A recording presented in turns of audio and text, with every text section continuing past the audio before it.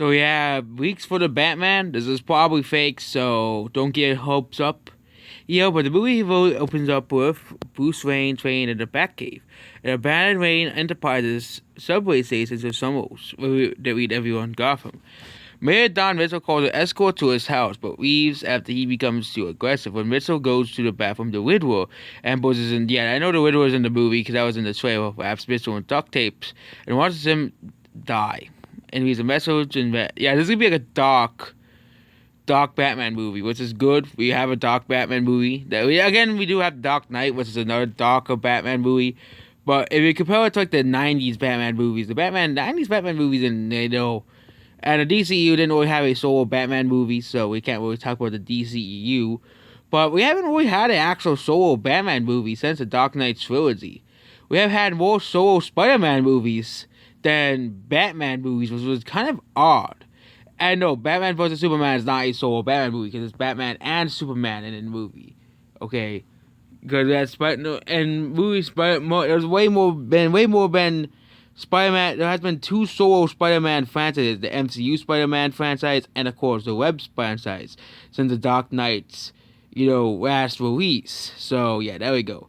At the docks, Batman watches the Penguin, a psychopathic comporter of Falcone, supervises the arrival of drugs and stuff.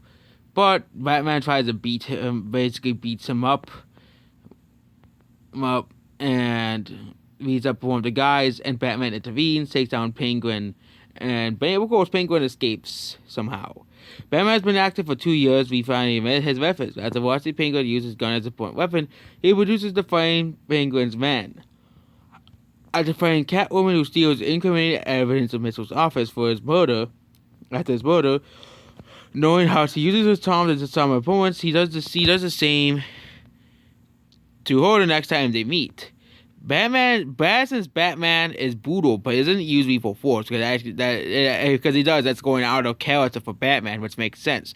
He is very methodical during his fights. This is gonna be a good Batman movie. Again, people say it's gonna be a bad Batman movie because we're Batman's Batman, but this is this trailer actually looks like a good movie. It looks like it's gonna be a good movie, but again, we did have trailers that did deceive us into being a good movie. We all know what movies we're talking about, but he often speaks to himself as obsessive about his training. Pattinson's Bruce Wayne is not a playboy in his public persona, but he is a drunk.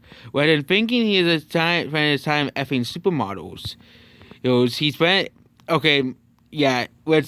this is a different version of Batman, and he's basically picks assholes. He's an asshole who picks fights with everyone as well. So this is not when he's Batman. When he's not Batman, he gets drunk and stuff, which is definitely a much more different. I know I complained about Ben Affleck's Batman, but Ben Affleck's Batman he was just not good. Okay, and now we'll talk about the Riddler here. So Donald's Riddler is modeled after the Zodiac Killer as well, and almost a Discar and Saw movies as well, and having a network of warriors and a key resistance helping him further his agenda. In addition to heavy parts of the X, there's a huge CGI to make Pharaoh's Penguin a manlet, and hammering it up, being the supplier of his gun and stuff. Catwoman is a freelance thief that sometimes works for Falcone and sometimes again. The movie feels like a horror drama and very comic book as its highest in class comments of cinematography and mood. Batman gets his ass kicked a lot of movies, almost like Netflix Daredevil level of damage. And yeah, don't know, this is likely fake as well. And yeah, that's basically about this week. Goodbye.